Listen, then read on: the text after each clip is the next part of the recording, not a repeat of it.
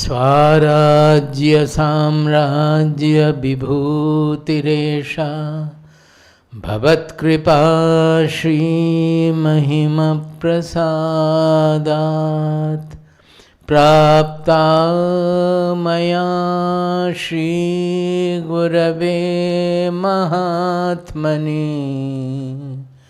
Namo Namastestu Punarnamostu Namo Namastestu Punarnamostu Namo Namastestu Punarnamostu. See that both bass and treble in the mixer should be on the 12 o'clock position. All mid, high, low, all the three should be on 12 o'clock. And here both bass and treble should be sufficient till it doesn't hum or whistle. Namastasmai sadaikasmai kasmai chinmahase namaha yadetad vishwarupena rajate guru rajate yadetad vishwarupena rajate guru rajate. Hari Om Tat Sat.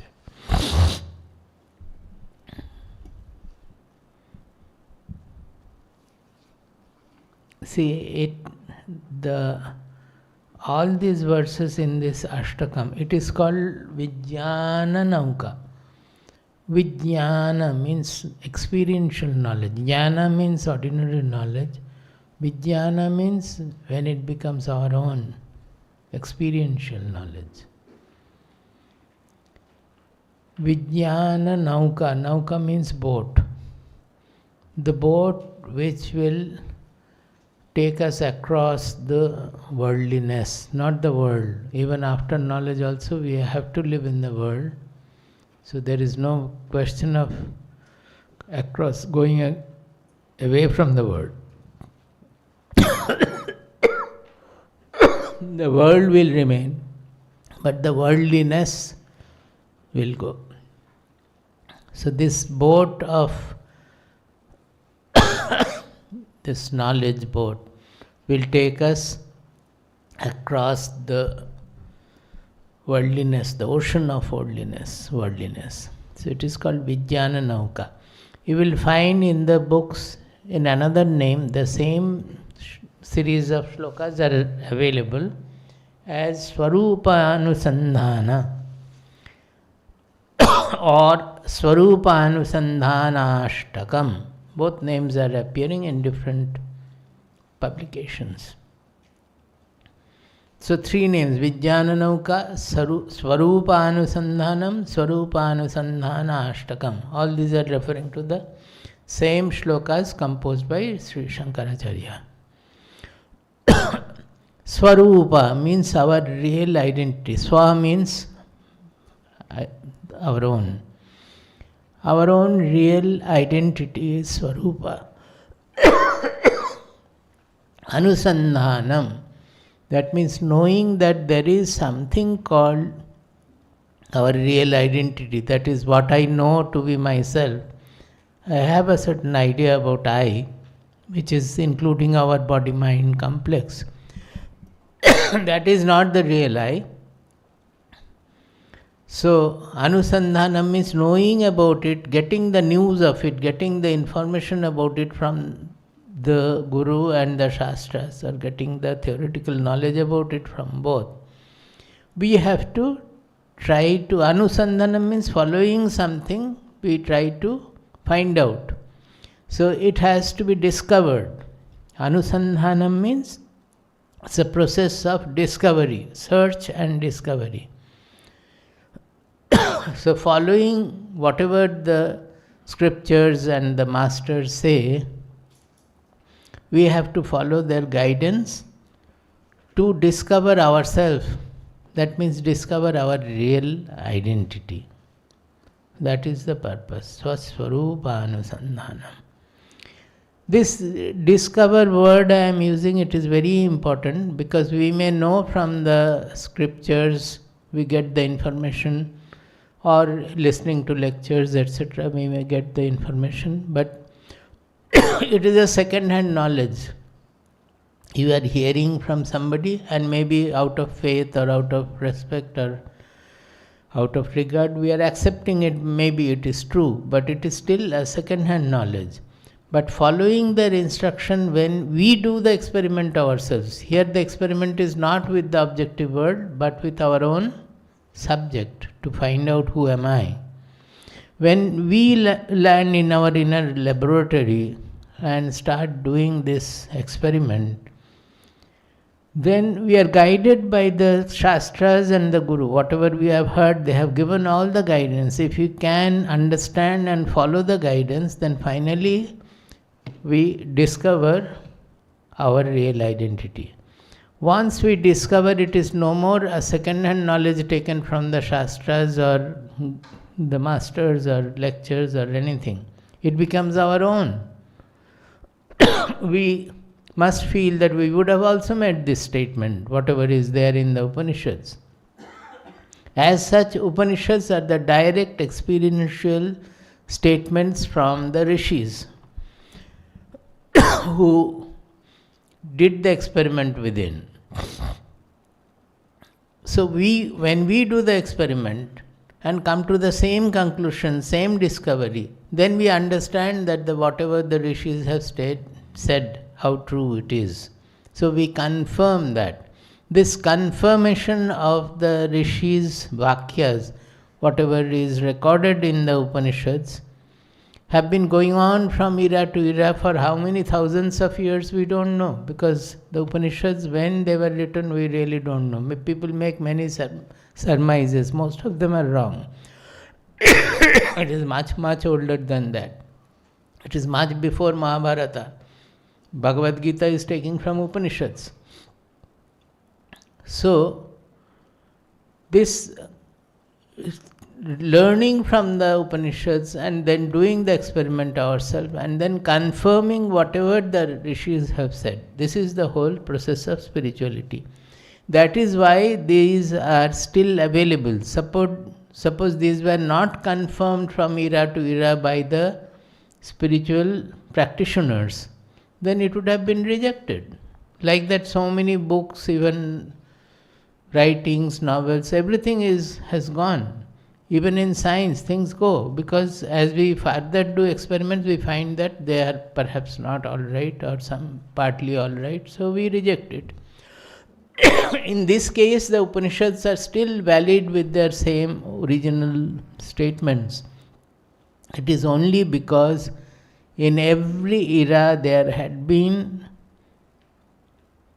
seekers who dedicated their life to do the experiment, leaving everything with one pointed focus.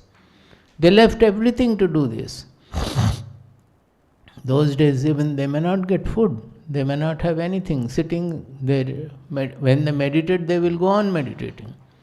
As you know of Buddha, he became like the skeleton. Then somebody brought some milk when he got up from the samadhi. So they used to dedicate their whole life to find out what is the real truth. I don't know, something went wrong.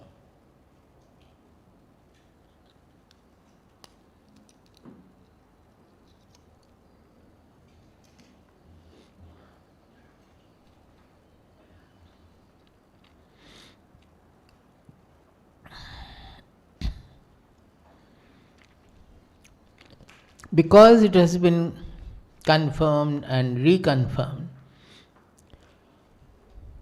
So in our Shastras it is called Shruti Yukti Anubhava. Shruti Yukti Anubhava. Shruti means listening or reading. Both are actually Shruti means listening, because those days it was not available in the written form. We had to listen to the teachers. They would tell, but there was no written Upanishads. Shruti, we are hearing or reading from the Shastras or from the masters. Then Yukti. Yukti means reasoning, rational analysis. Once we have heard about the truth with full dedication, full humility, we apply our intelligence that I am hearing this, but I am not able to understand. How can everything be the same? Brahman, because I am finding everywhere it is different, the colors are different, the shapes are different, everything in this universe is running on variety. Otherwise the universe would not have existed. So,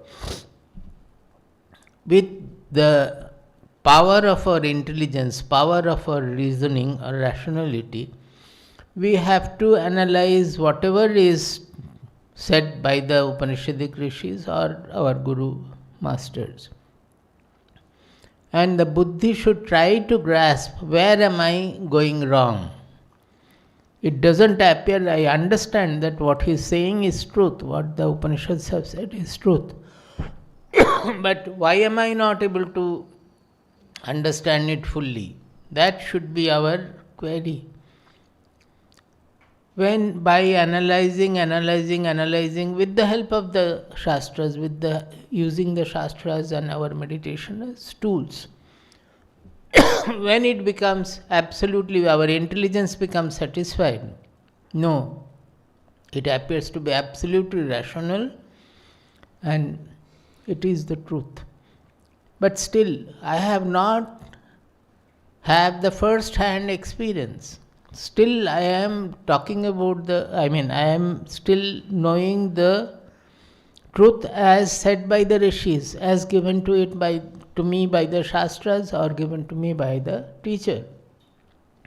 It has not become my own. Suppose when you taste jaggery, until you have tasted jaggery, if you write a 10,000 pages book on analyzing how the jaggery tastes, and you go through the book very well, will you understand what is the jaggery? Yoga Vasishtha explains in this manner, exactly with the jaggery.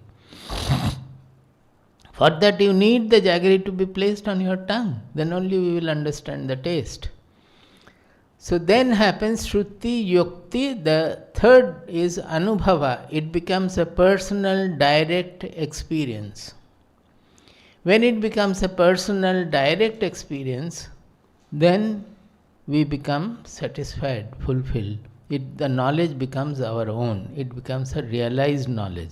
The jnana becomes Vijnana. Vijnana.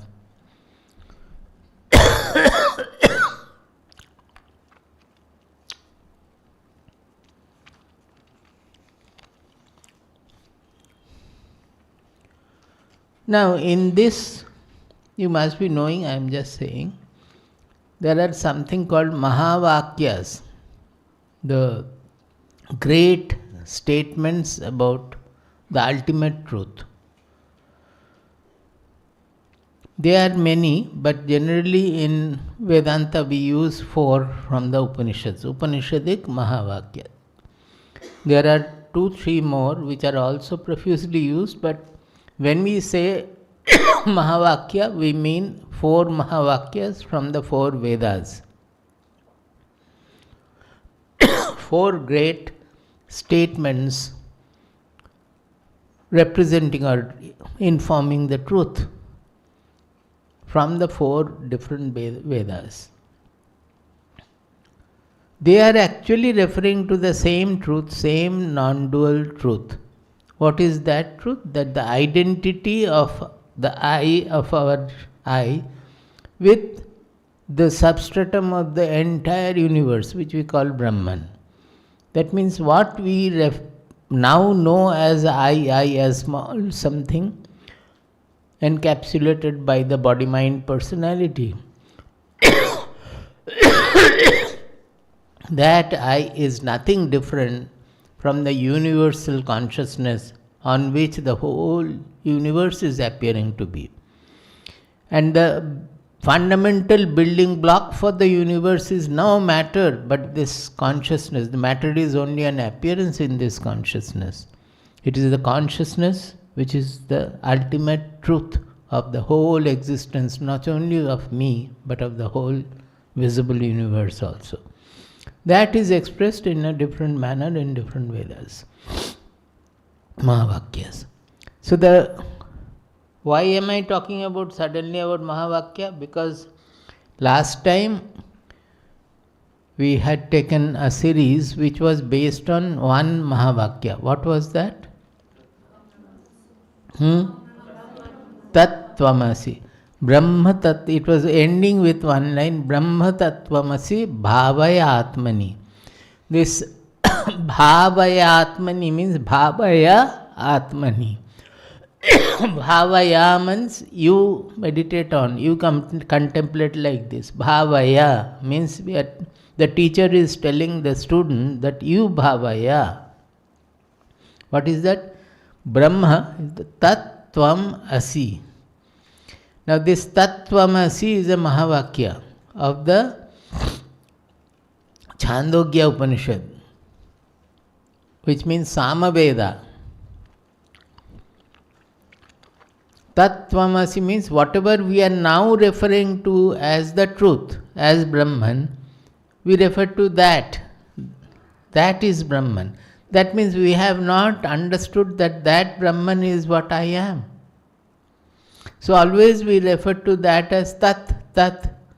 And this is the world, this is what I am, and the truth is that. He is saying that is nothing different from what you are. Tat Tvamasi. Asi means you are you are.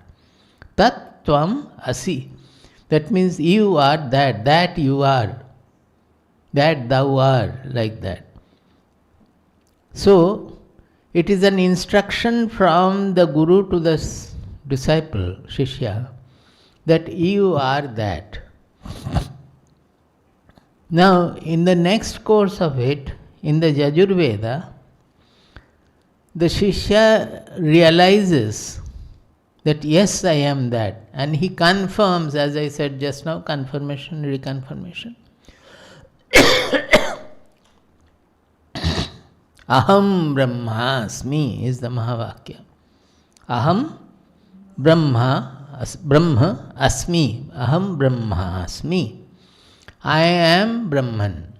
That means I have now understood that what I was thinking as my identity, small identity, different from all others, it is not really different from all others.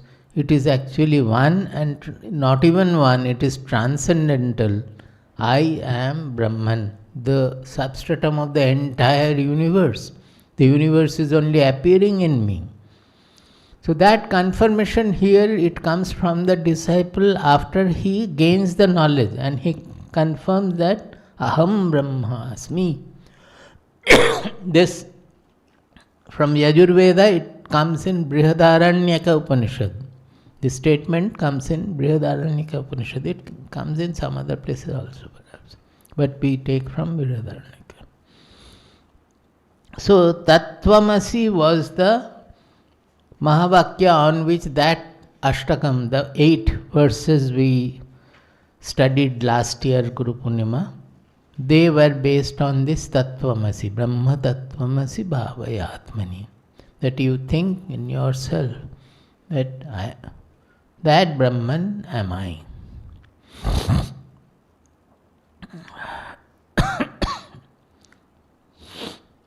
And in this will be the second one, Aham Brahmasmi, will be the Mahavakya. How it comes? Param Brahma Nityam Tadeva Aham Asmi. Param Brahma, the last line you see, Param Brahma Nityam Tad Eva Aham Asmi.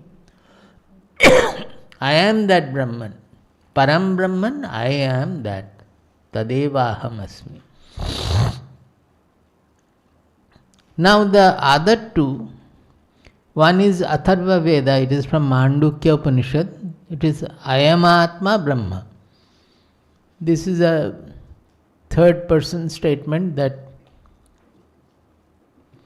I am Atma Brahma. That means this Atma itself is Brahman. It is just a statement. The other one was I am Brahman. Another was you are Brahman. Here he is saying this Atma is Brahman. That means whatever is considered as the Atma, the knowing power within us, the consciousness in us, that itself is the Brahman, Rishi is saying. This is from Atharva Veda, Mandukya Upanishad. Actually, the first one I am telling at the end, this is the Prajnanam Brahma. This is from the Rig Veda. It comes in the Aitareya Upanishad. Aitareya Upanishad from Rig Veda. This is the one great fundamental statement. Prajnanam Brahma. Prajnanam. Prakrishta Jnanam. Prajnanam means Prakrishta Jnanam. That means normal knowledges are called Jnanam. Prajnanam is when there is no doubt, doubtlessly we experience the Brahman, it is called Prajnanam. That itself is the Brahman. Prajnanam Brahma. Now there they are referring to whatever Swamiji had been talking about, aparokshanubhuti or non-dual knowledge. These are all the knowledge which we gain from the non-dual experience. That is, when there is no difference between the seer and the seen, knower and the known. Generally whatever, now suppose we are learning about the Atma. So it is I am knowing about Atma. That means as if Atma is different from me. I am knowing more and more deeply about Atma. The difference is there. I am the knower and the Atma is the knowledge here. As we proceed in the knowledge more and more, deeper and deeper, what happens is that I generally become that Atma. Finally that Atma is fused with me. Because even now also always that is the Atma. I am talking about Atma, but what is that Atma? The Atma is I. Is what I am. Is it not?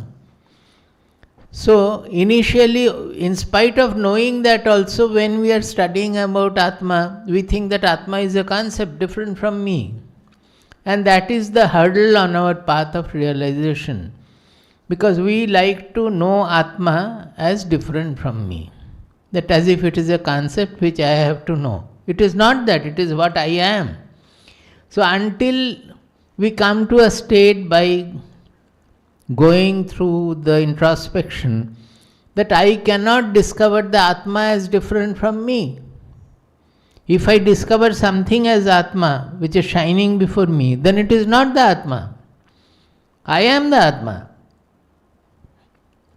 So that Atma becomes known only when we stop looking for something different from me. Our effort in the world starts from our birth. Always we are looking for something different from me. So it stops at the point when we stop looking for anything different from me. And that is the hurdle which does not allow us to have the realization. Because when we surrender completely that I don't know what is Atma, I don't know how to know it, I don't know anything. So we just become zero. Then the Atma reveals. That is, I want to know only Atma and I leave all my effort. Then the Atma reveals its own true truth to us. That Kathopanishad says, Nayamatma pravachanena labhyo na medhayana bahuna shrutena yamevaisha vrinute tena labhya tasyaisha atma vibrinute tanum swa.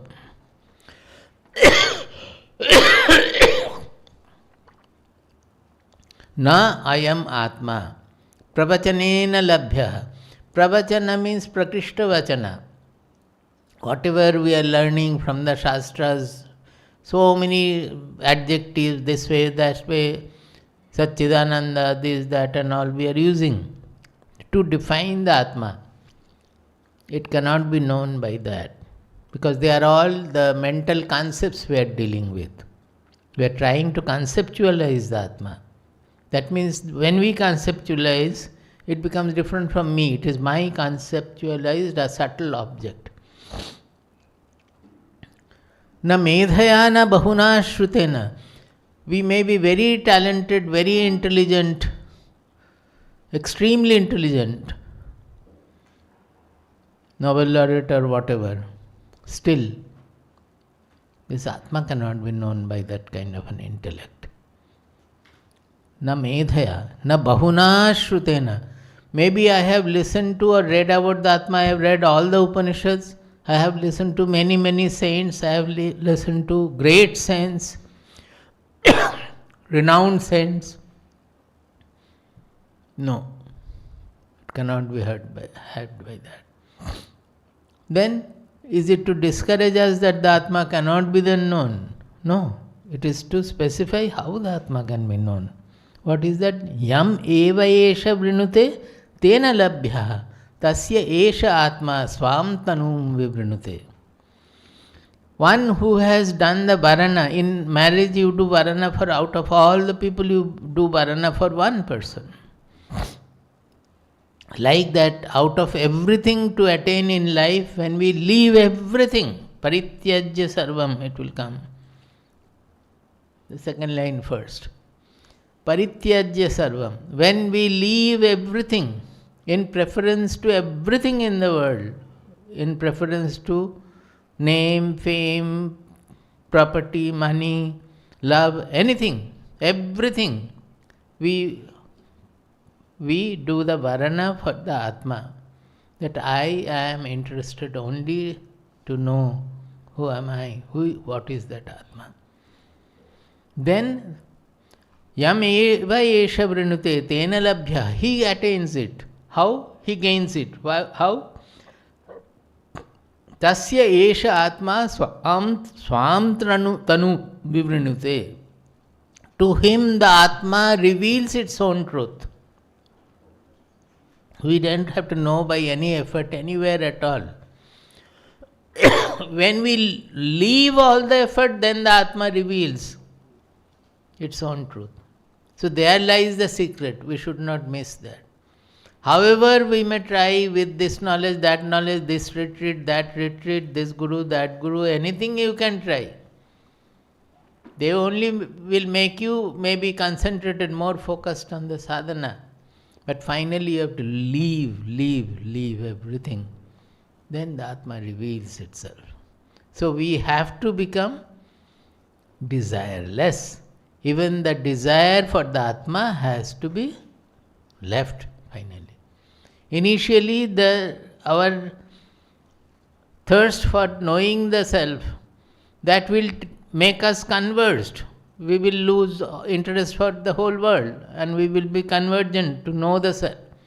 Then when that is done, we have to leave that desire also. Ramakrishna Dev used to say that you have gone to some forest, the cloth has become full of thorns from the forest. You take another thorn to remove those thorns. When all the thorns are removed, will you hold that thorn in hand or throw that also? So until that is also thrown, we will not know. Yena tyajasi tatyaja, Bhagavatam, no? So the first one, Prajnanam Brahma, is referring to the ultimate truth of this universe. Brahma is the ultimate truth of the whole creation, which is nothing different from my own identity, which I am always using as I, not knowing the dimension it has. We use the I knowing that it is very small, so we are haunted by various fears, various desires, various thirst, because we don't know the dimension of that I. Whereas this dimension of I is which contains the whole universe. That is what the I is. So, Prajnanam Brahma, that is the experiential knowledge when the seer and the seen, they fuse. There is no seer, no seen. Atma is revealing itself. It is not that I am knowing the Atma, that I is revealing itself. So it is an altogether different kind of a knowledge.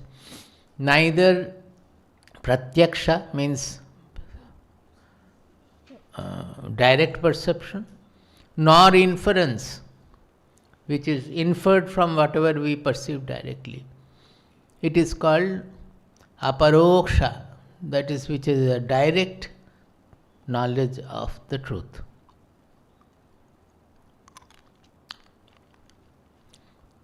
So these are the four.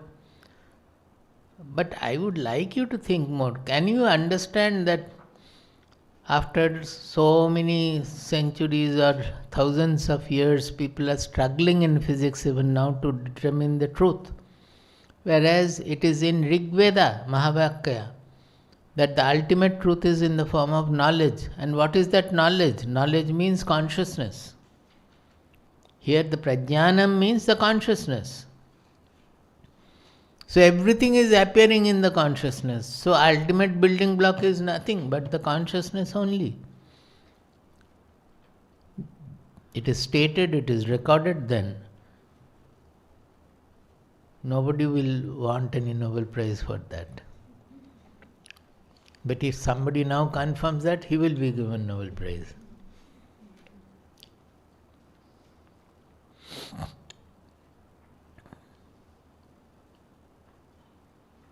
I think the Nobel board has to be enlightened first.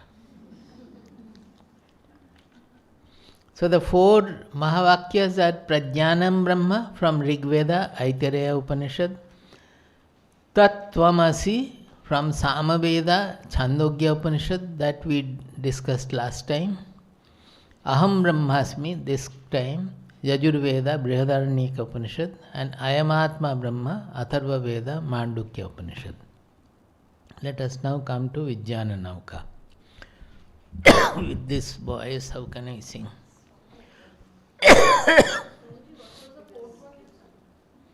Ayamatma Brahma. This Atma itself is Brahman. Atharva Veda, Mandukya Upanishad.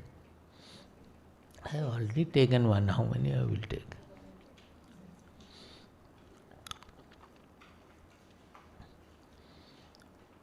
You have in your Atma Sudha also.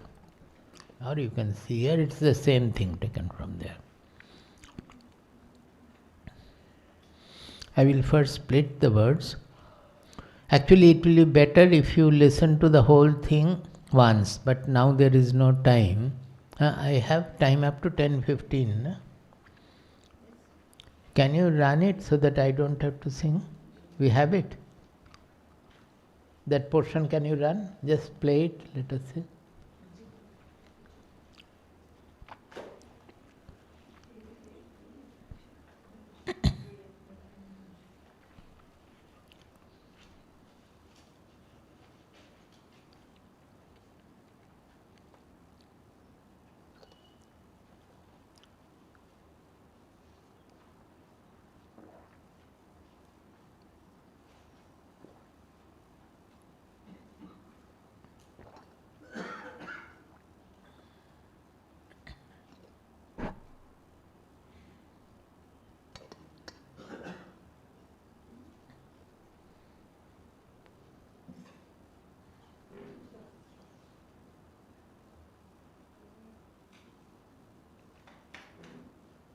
Oh, that has to be given volume, the last one. No, not the red, white last.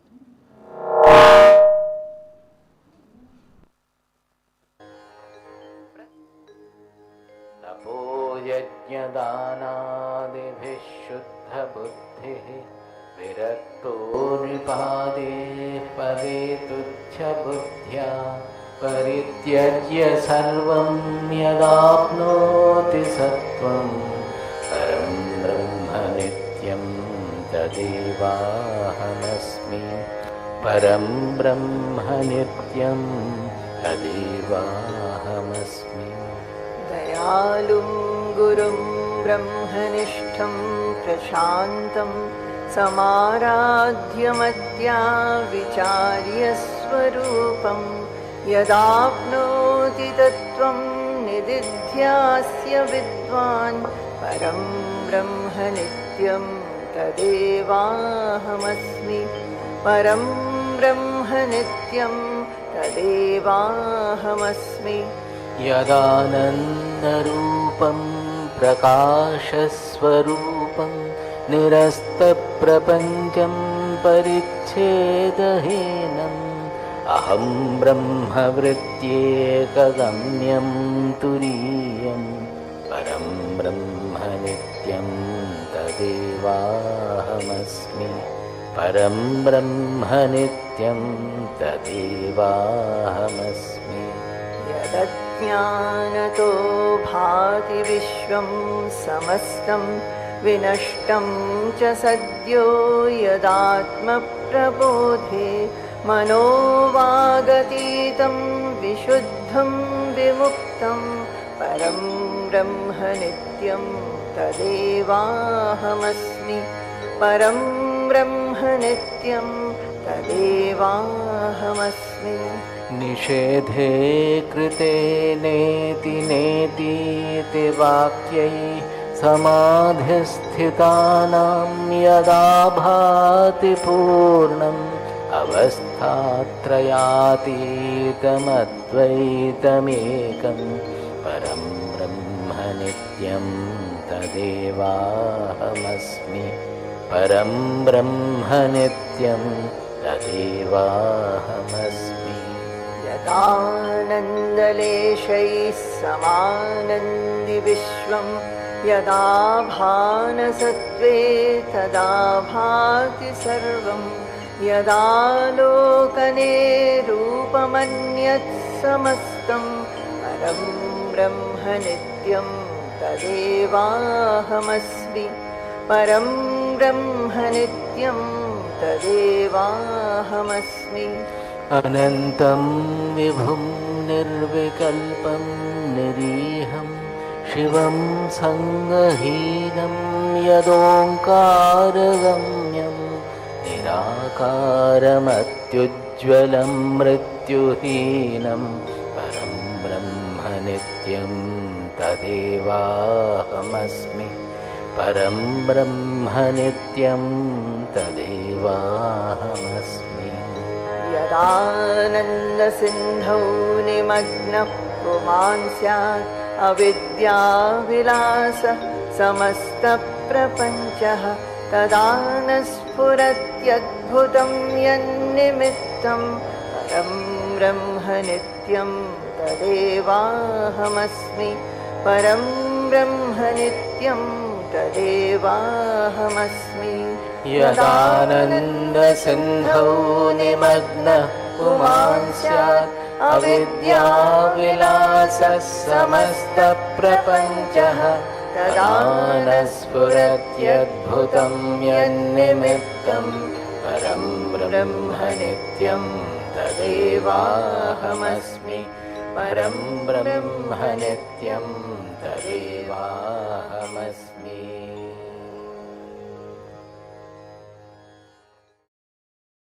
To remember also, good to sing also. You like the tune? Yes. Now the last line is again and again coming, Param Brahma Nityam Tadevaham Asmi. Param means the supreme. Brahma. Brahma, actually the word means Vyapnoti. The word means everywhere. You cannot have any space without that. The Brahma can be without space also, if at all there is something spaceless. But there cannot be anything without the Brahman, because Brahman is the consciousness which is revealing. You see the fallacy that we always see things which are impermanent, moving, Here it is there, another place it is not there. That all that we can see. But the Brahman or the consciousness or the Atma, which is always there everywhere, without which no experience can take place, that we are missing. Without that there cannot be any experience. It is the basis, it is the substratum of all experiences. So what is experienced, that small thing we are able to see, able to know. But the substratum of the entire existence of all, everything, that we are always missing. This is the greatest tragedy of human life. As Swamiji was saying yesterday, that when we think about it, we understand how foolish we are.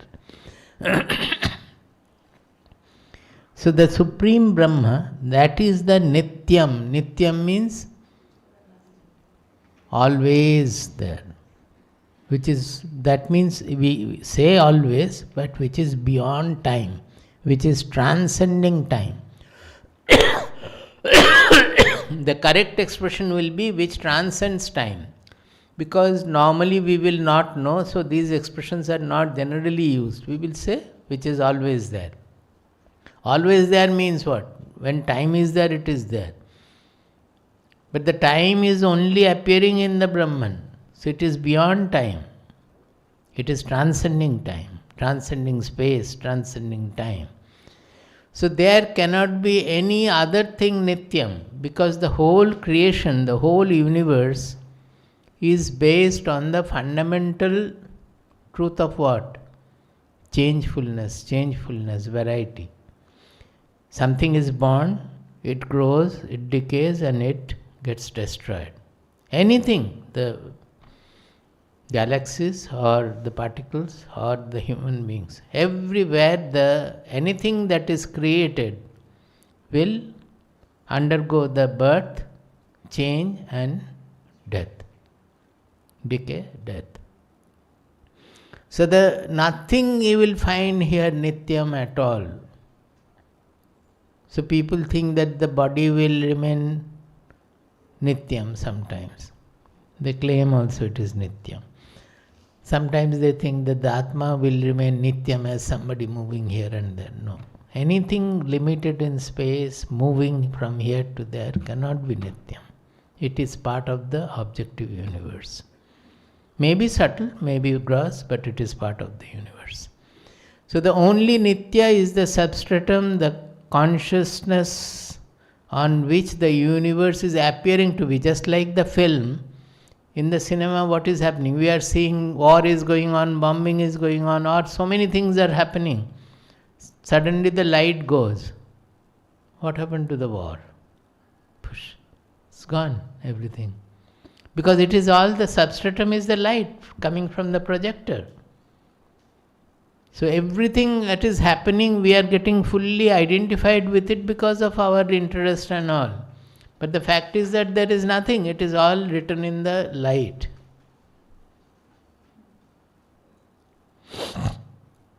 So the only Nitya is not even the Surya, not even the sunlight, but the ultimate consciousness which reveals everything, which is the substratum of the entire universe.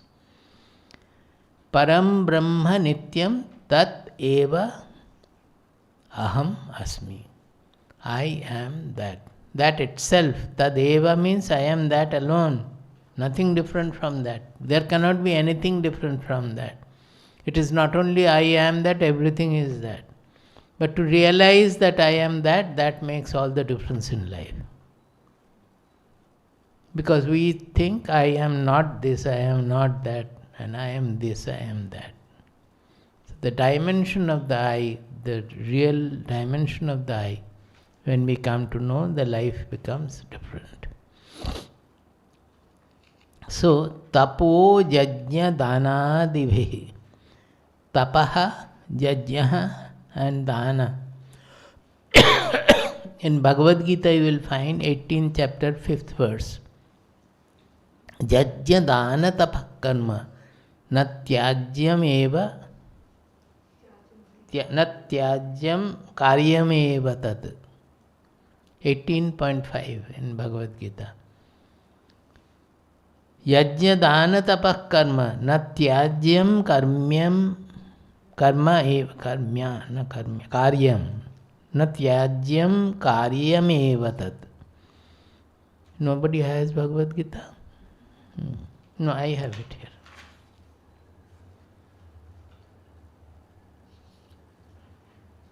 .5 in the beginning itself. Today you are chanting in the Samadhi Mandir. Forgot.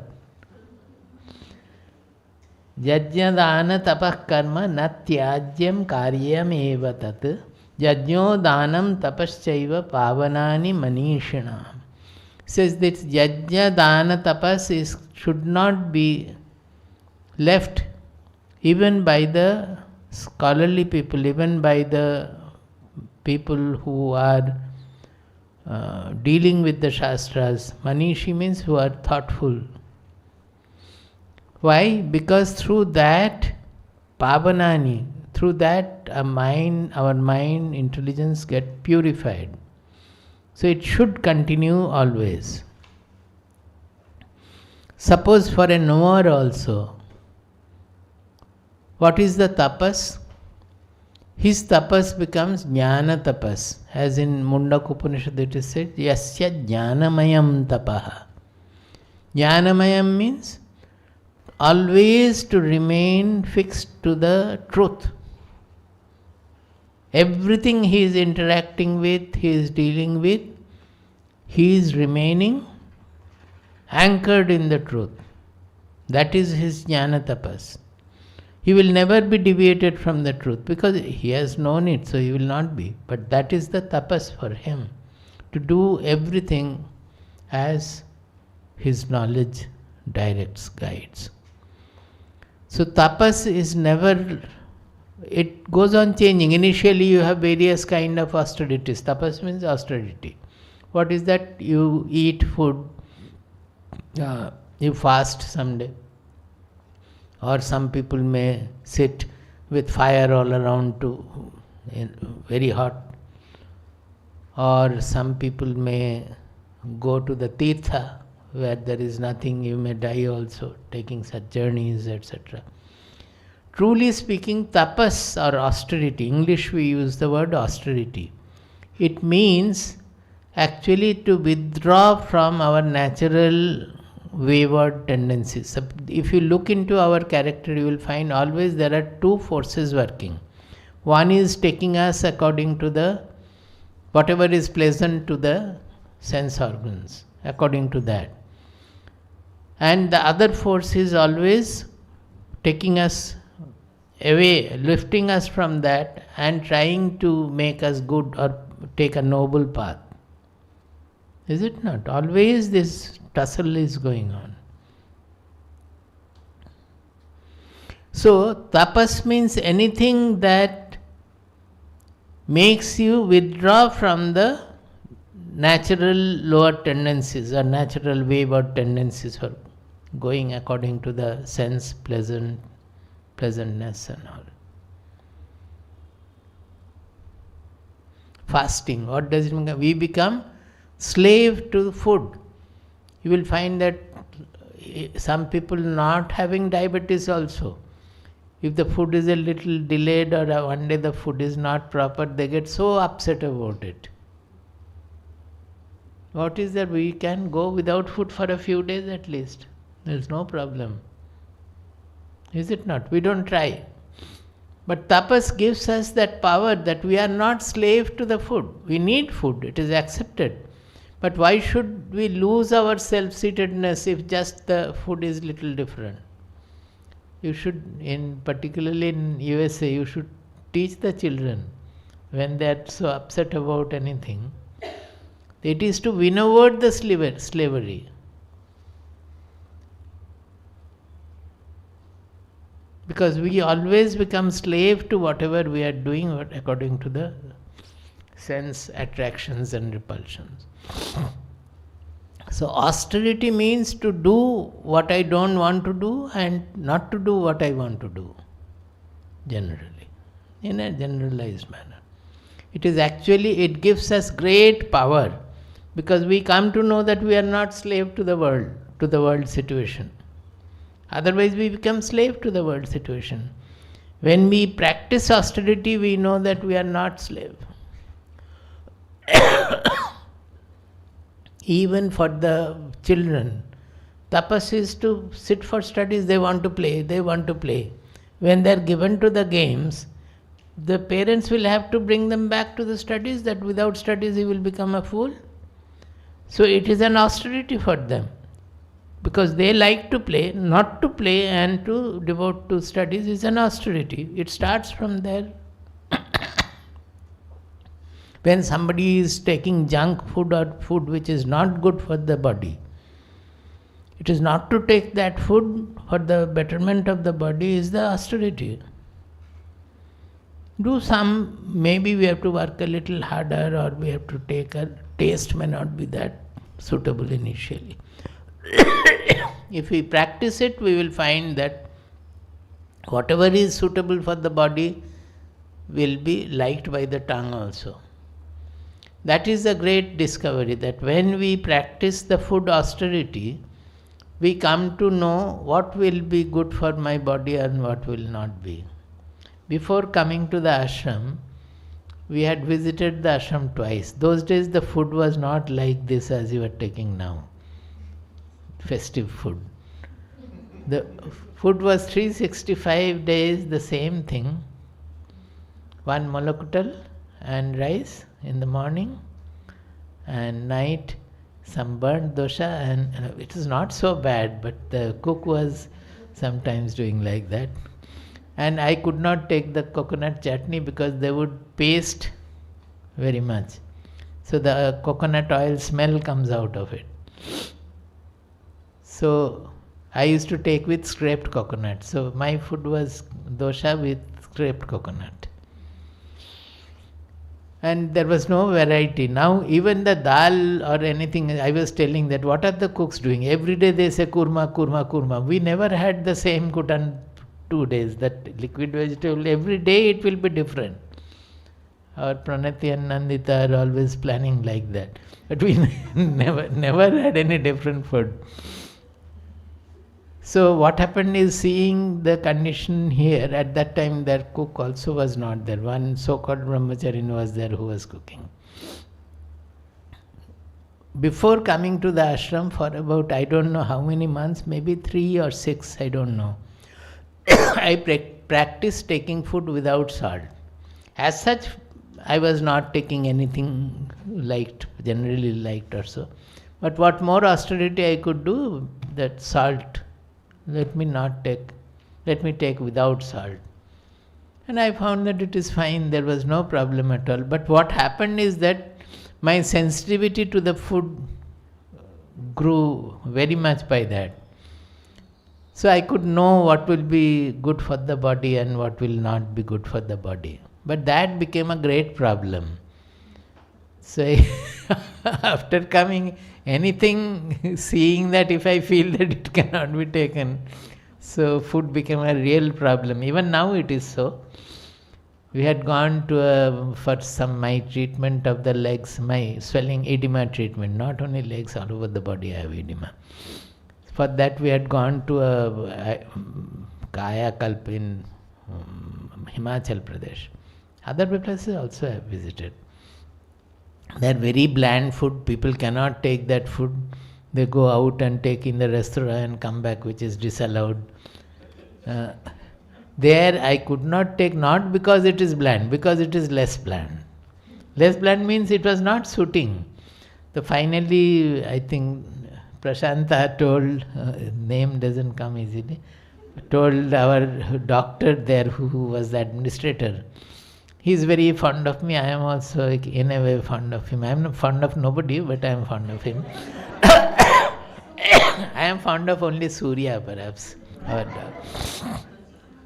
So she told him that Swamiji is having difficulty, if we are allowed to cook, somehow some arrangement can be made or so. He immediately agreed. They gave a stove or something in one side of the corner of the kitchen. Kitchen is not allowed for anybody, so I was very reluctant, but finally when I was not able to take at all, I agreed. So there was one Ila Trivedi and Prashanta. They two went and planned everything, got some vessel, small vessel, bought and all, and they were cooking for me. Cooking means it is only one vegetable and what else? Dal. One dal and one vegetable. But all the cooks, they were standing and looking at what is being made for Swamiji. So second day they said, we should be given a little as prasada, so we would like to know. So second day they cooked a little more and all of them were given prasada. So taking that, they said, now we understand why Swamiji was not able to take our food. Because they used to think that it is very less masala, this is fine, this, that and all. But my food would look very brilliant with their own color and all, no question of any masala. I don't know what masala was there or not, I don't know. But it is absolutely different looking and I was relishing it so much. After so many days of hunger, so this is in a way it is good that you know what is to be taken. In other way, it is difficult for one to survive in the world because you become very restricted in your movement.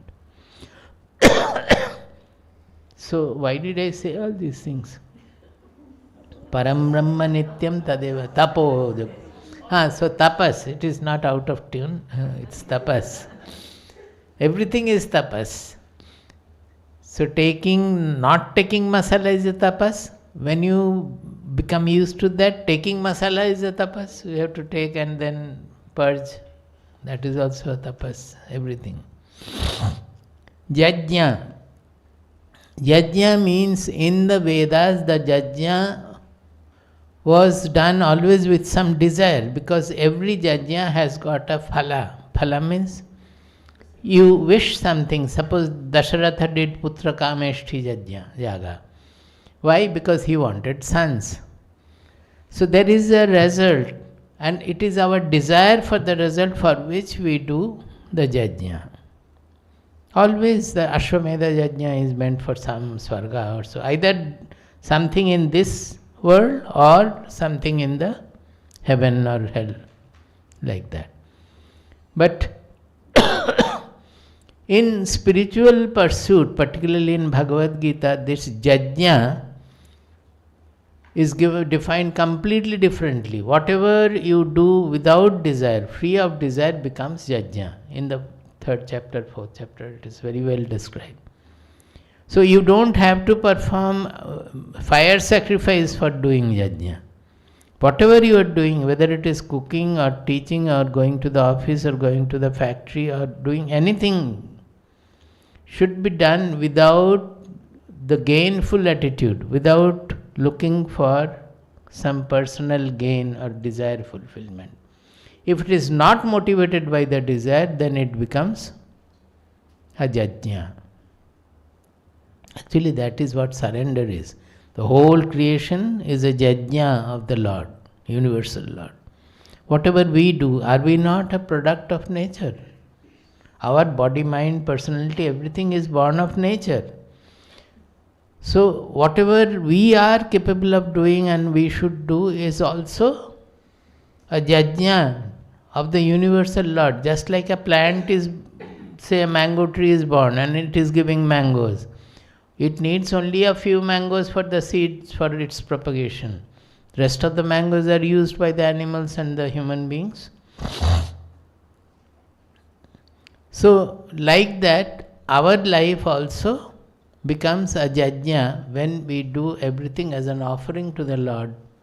How does it become offering to the Lord? When it is not motivated by our own gainful interest, selfish interest or motive.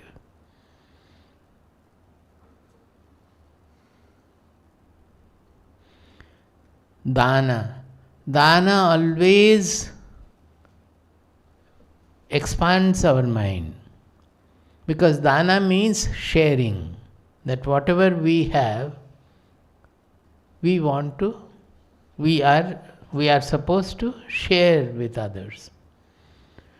That means it is all to expand our mind and give us a cosmic identity. We are, because of our selfishness, greed and all, what happened?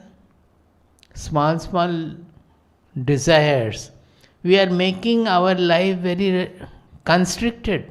We are not thinking of even of our brothers or sisters also, or the people in the next house or surrounding people also.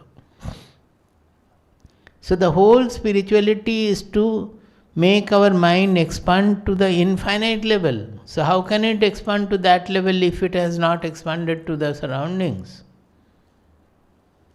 So dana is instituted to at least make our mind responding to the need of the people around, of the society, so that at least you respond to others around. So you expand your identity in that manner. So all these things together, tapas, yajna and dana, as we practice these three, our mind becomes expanded, our mind becomes free of ego, kartritva, bhoktritva. Ego and bhoktritva means enjoyership, doership and enjoyership. Then it is yajna. And tapas means it will become master of itself. The mind will become master of itself, because it is not slave to anything around. It is not subservient to anything of our desires or likes or dislikes. So truly speaking, it gets freed of the ragadvesha, that we cling to what we like and we are always intolerant about what we dislike. So these three, that is why Bhagavad Gita says, yajna dana tapah karma na tyajyam karyam eva tat yajno danam tapaschaiva pavanani manishinam. For the manishis, it is purifying. It takes away their smallness. Papa means what? Papa means constriction, smallness. So pavanani means removing, papa means expanding them.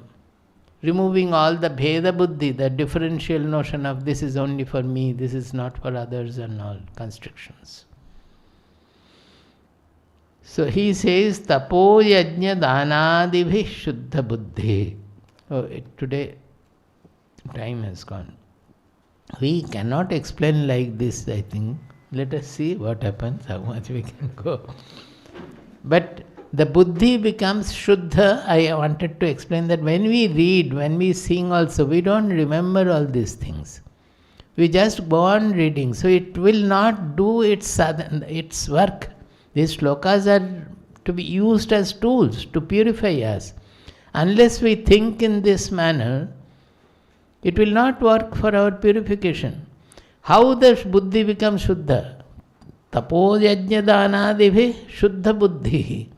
How the buddhi becomes shuddha? By this tapo, yajna and dana. I have explained that part. That how tapas, yajna and dana purifies our mind and buddhi. The rest of it we will do tomorrow. It's already past. Tapo yajna dana dibhi shuddha buddhi. Say.